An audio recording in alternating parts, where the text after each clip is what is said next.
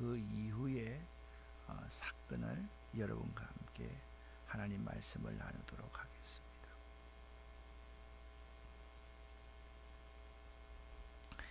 예수님은 요한복음 3장에서 니고데모와의 대화를 나누신 것처럼 4장에서 사마리아 수가성의 한 여인과 대화를 나누셨습니다. 3장과 4장은 예수님과 한 대상의 대화로 시작합니다. 그런데 그 대화의 상대가 니고데모와 이 한 여인은 너무나도 대조적입니다. 니고데모는 유대인 남성이며 바리새인이자 산헤드린 공회원이었습니다.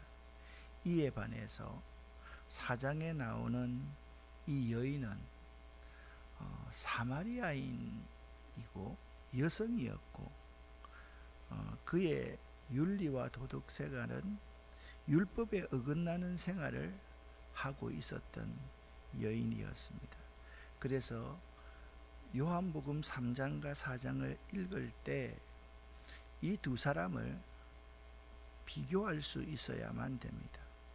예수님과 니고데모와의 대화, 그리고 예수님과 사마리아 여인과의 대화, 이 대상의 차이점에 대해서 우리가 관심하지 않으면 안 됩니다.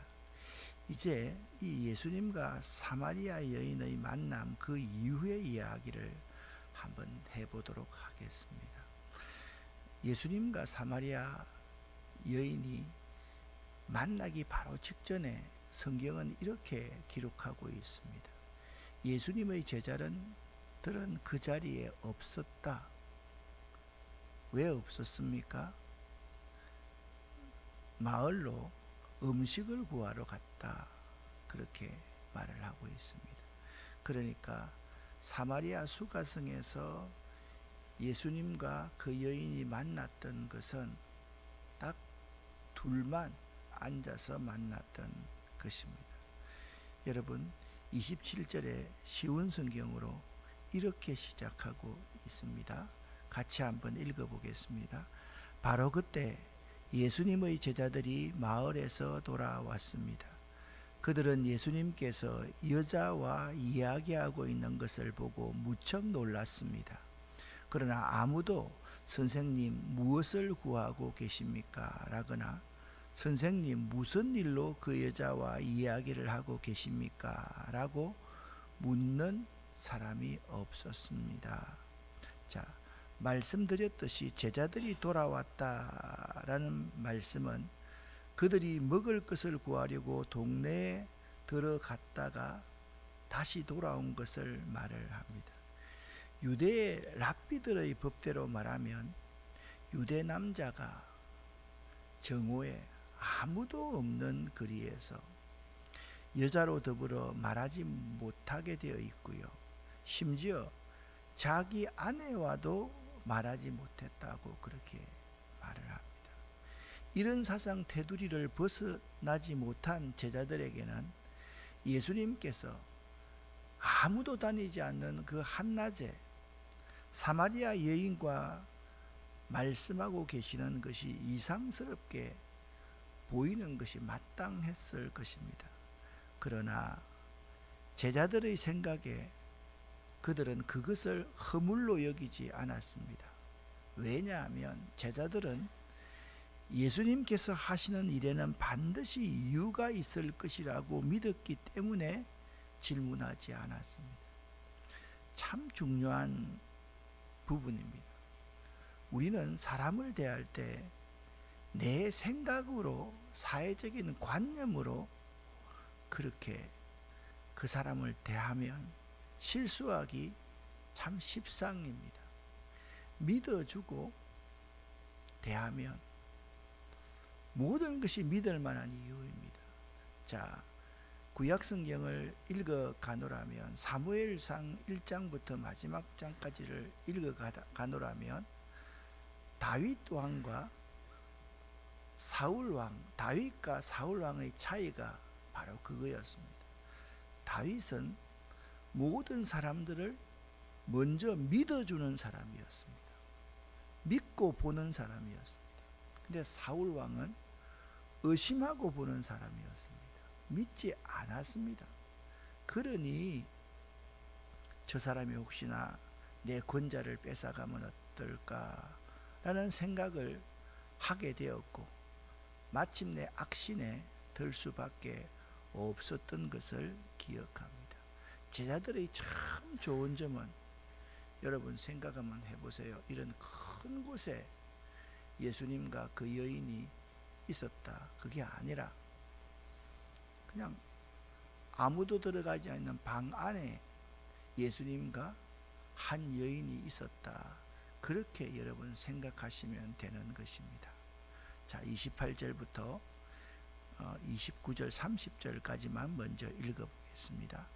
여자가 물동이를 버려두고 동네로 들어가서 사람들에게 이르되, 내가 행한 모든 일을 내게 말한 사람을 와서 보라. 이는 그리스도가 아니냐 하니 그들이 동네에서 나와 예수께로 오더라. 아멘. 이 여인은요, 자신이 우물가에 물을 걷기 위해서 왔음에도 불구하고 물동이를 내버려 두고 더 이상 우물가에 있을 필요를 느끼지 못합니다. 왜 그랬을까요? 그 여인은요, 내면의 목마름을 해결했기 때문이었습니다. 메시아를 만났다는 놀라움과 감격 때문이었습니다. 이 여인은 이 놀랍고 기쁜 소식을 혼자만 간직할 수가 없었습니다. 이제 동네로 달려 들어가서 다른 사람들에게도 이 놀라운 기쁜 소식, 복음을 전하고자 했던 것입니다. 자, 바로 그때에 또 다른 대화가 벌어집니다. 31절부터 34절입니다. 함께 읽습니다. 그 사이에 제자들이 청하여 이르되, 랍비여 잡수소서. 이르시되, 내게는 너희가 알지 못하는 먹을 양식이 있느니라. 제자들이 서로 말하되, 누가 잡수실 것을 갖다 드렸는가 하니, 예수께서 이르시되, 나의 양식은 나를 보내신 이의 뜻을 행하며 그의 일을 온전히 이루는 이것이니라. 아멘.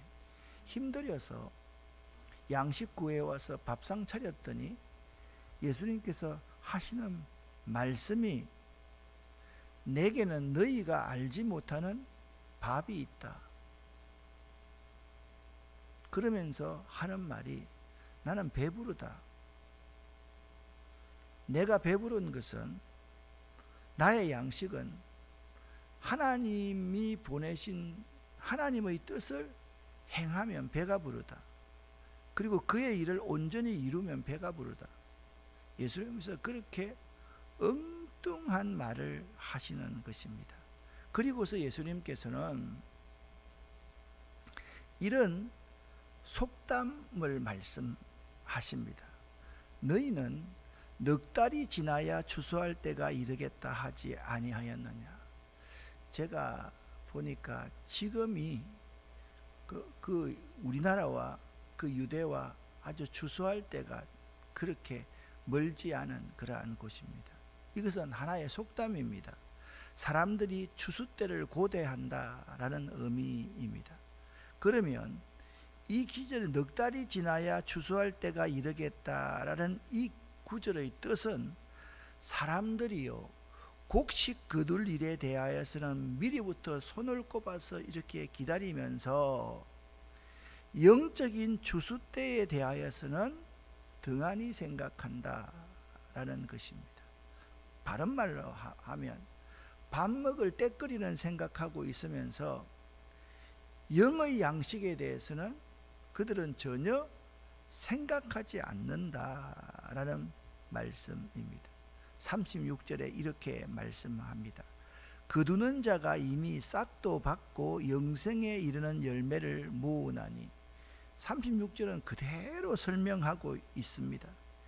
여기 영생에 이르는 열매를 모으는 사람, 그 사람이 뭐냐면 싹도 받았다라고 말씀하고 있습니다.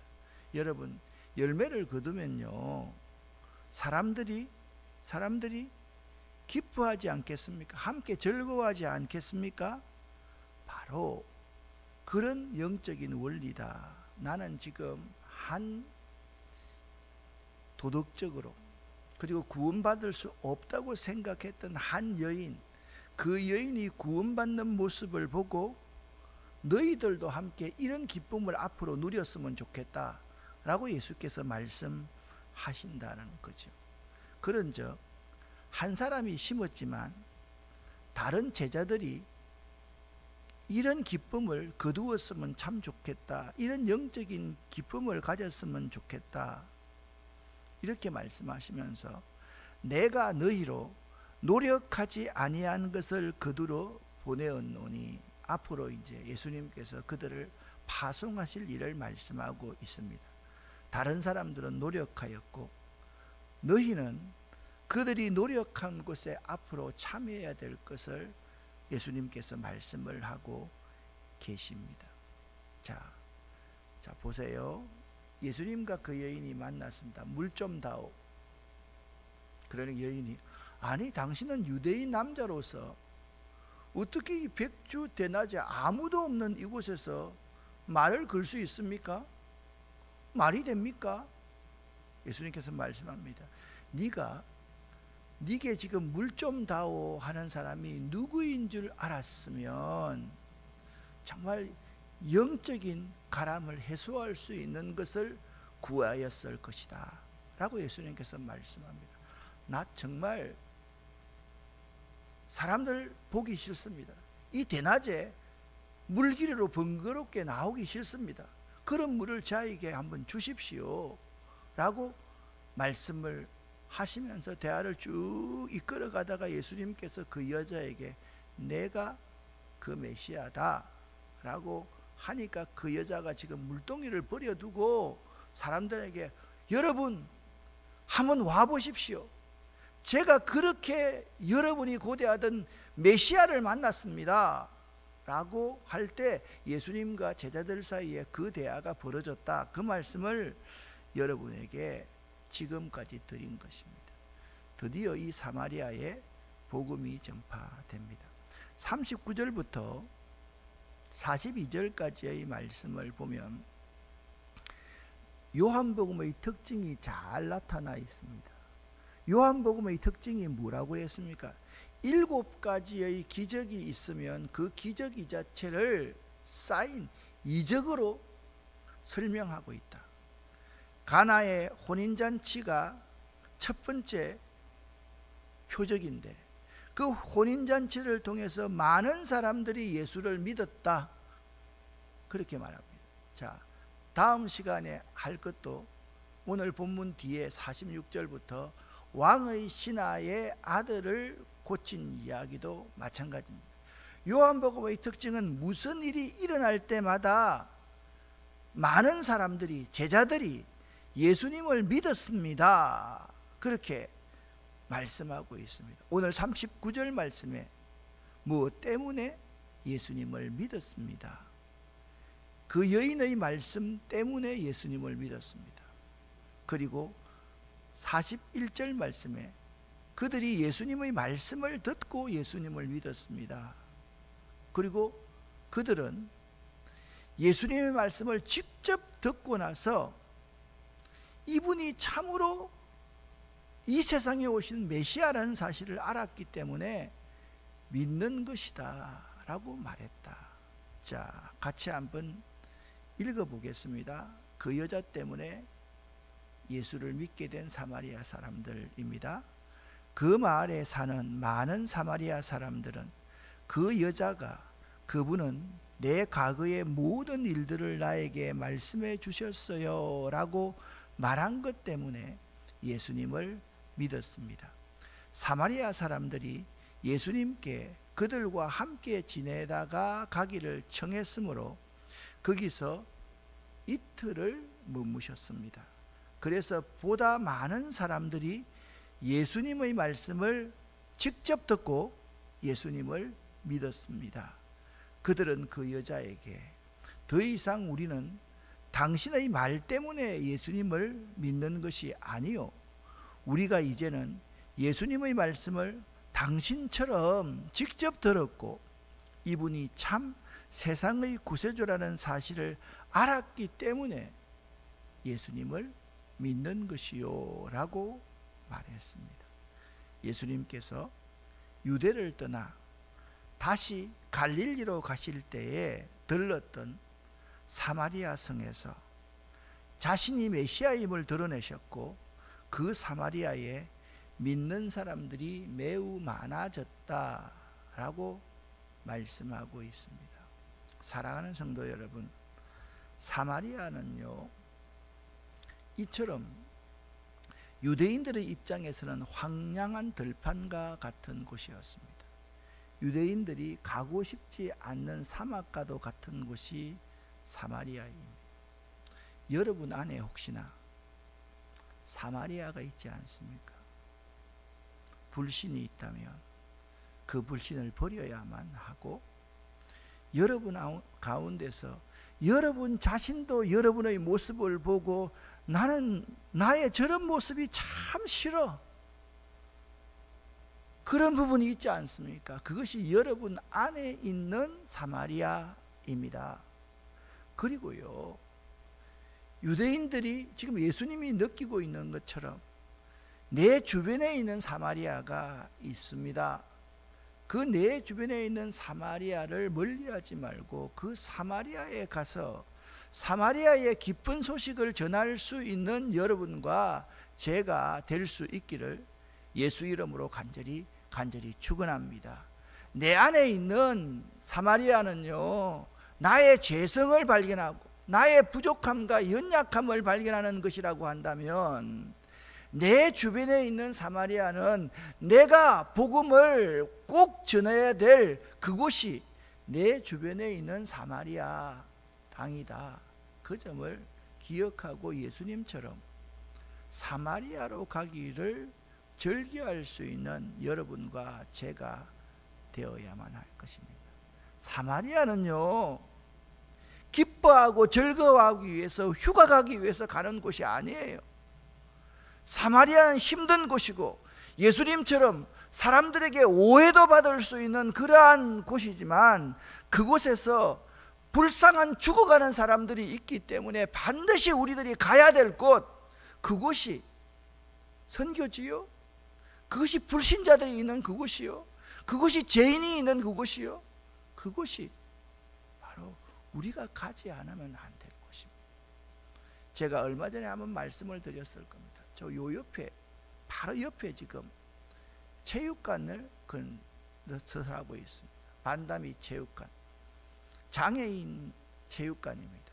장애인 체육관이다 그러면 사람들이 반발할 것 같으니까 장애인도 사용하고 우리 같은 정상적인 사람들도 사용하는 곳입니다. 제가 김포시청에 있는 직원을 불렀더니 직원이 걱정스럽게, 이 교회 담임 목사님이 혹시나 장애인 체육관 건립하는 걸 반대하실 것 아닌가라고 생각해서 매우 걱정을 하고 왔다는 거예요. 내가 막 웃으면서 대답했습니다. 아니, 교회 옆에 장애인 체육관이 들어오는데 그거 반대하면 그건 교회가 아니지요. 장애인 체육관이 들어오는 걸 환영해야지요. 그런데 그분들의 인식 속에 지금까지 한국의 교회가 땅값 때문에, 시끄러운 것 때문에, 어려운 것 때문에 장애인 체육관을 들어오면 싫어할 수도 있다는 느낌을 주게 된 것, 그거 전부 다 우리 한국 교회 교인들의 책임일 수가 있다라는 생각이 들었습니다. 그렇습니다. 우리는 참 조심해야만 합니다. 이틀 후에 예수님께서 사마리아 그 지방에 사람들의 요청 때문에 이틀 동안 계시면서 그들에게 복음을 전한 후에 예수님께서는 그곳을 떠나 갈릴리에 가셨습니다. 전에 예수님께서는 예언자가 자기 고향에 존경을 받지 못한다고 직접 말씀하신 적이 있습니다. 예수께서 갈릴리에 도착했을 때 그곳 사람들은 예수를 열렬히 환영했습니다. 왜냐하면 그 사람들은 이미 갈릴리로 돌아와 있지만 유월절 그때 예수께서 예루살렘에서 하시는 모든 일을 본 사람들이 그 갈릴리에 많이 있었기 때문입니다. 이틀이 지남에 이틀은 설명을 드렸습니다. 예수님께서 유대를 떠나 갈릴리로 가시던 도중에 사마리아에서 역사하신 것은 사마리아를 구원하시려는 그분의 사랑이었습니다. 그리고 사마리아 사람들의 요구대로 그곳에서 이틀을 머무신 것은 사마리아 사람들의 회개를 통한 믿음을 더하시려는 의도셨습니다. 만약 여러분이 휴가를 갔는데 불편하게 텐트에서 이틀 더 자면서 우리에게 예수님에 대해서 좀 말씀해 달라 그러면 여러분 이틀 더 불편한 텐트에서 머물겠습니까? 안 그렇겠지요. 우리들은 불편한데 힘든데 근데 예수님께서는 그 이틀을 그들 가운데 유하시고 나서 말씀했습니다. 선지자가 고향에서는 높임을 받지 못한다. 자기 고향으로 돌아가셨습니다. 이 말씀은 예수님께서 갈릴리로 가시던 동기를 잘 보여주는 말씀입니다.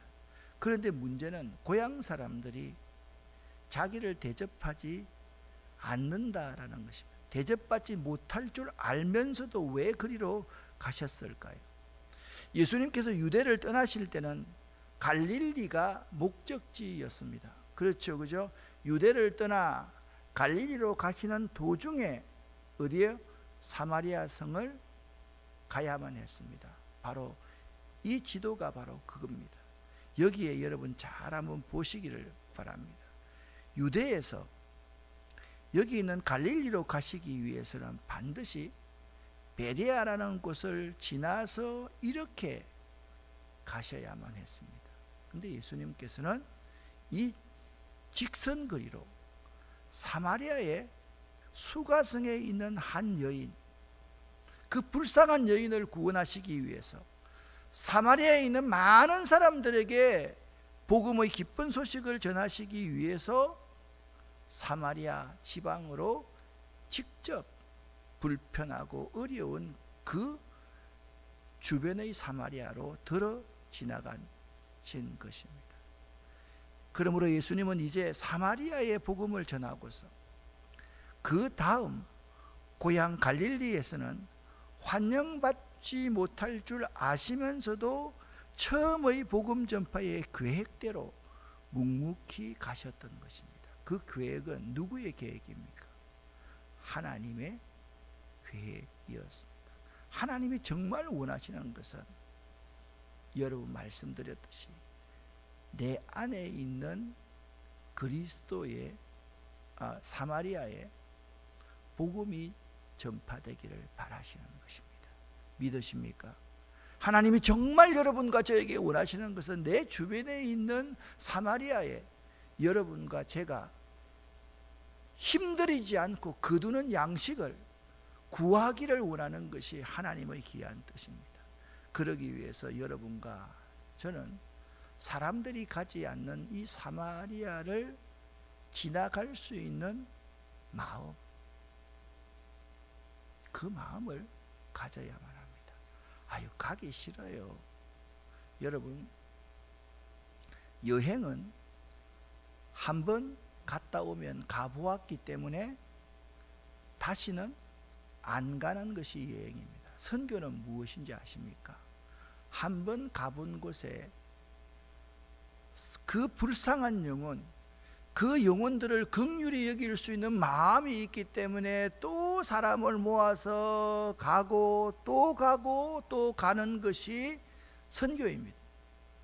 그렇기 때문에 선교는 반드시 대가를 지불하지 않으면 안 되는 것입니다. 그런데 많은 사람들 중에서 이런 사람들이 참으로 많습니다. 나 그거 가봤는데 뭐. 그것은 선교 여행이 아니라 여행하고 돌아온 것입니다. 즐기고 돌아온 것입니다. 우리는 정말 선교 여행을 할 수 있어야만 합니다. 우리 인생이 선교하는 인생, 사마리아를 지나가는 인생, 내 주변에 있는 사마리아를 발견하고 그곳이 복음이 필요한 곳이라고 한다면 반드시 그곳에 순종해서 예수님처럼 갈 수 있는 예수의 제자가 되어야 할 것입니다. 예수님께서는 하나님의 뜻을 이루심에 순종하는 삶을 사셨습니다. 여러분과 저도 하나님의 뜻을 이루심에 순종하는 삶 사시기를 예수 이름으로 간절히 축원합니다. 여러분과 제가 오늘 기도하면서 드릴 기도의 제목입니다. 내 안에 사마리아를 발견하세요. 내 주변에 사마리아가 어떤 곳인지를 꼭 가기 싫더라도 대가를 지불하더라도 그곳에 꼭 가시기를 예수 이름으로 간절히 축원합니다. 기도하겠습니다. 살아계신 하나님 아버지여, 내 안에 있는 사마리아, 내 주변에 있는 사마리아 꼭 발견하고 갈 수 있는 예수님의 제자들 될 수 있도록 도와주시옵소서. 예수 그리스도 이름으로 축복하옵고 간절히 기도드립니다. 아멘. 주여 믿습니다. 3번 부르짖습니다. 나는 주님을 믿습니다. 나는 주님의 그 약속의 말씀을 믿습니다.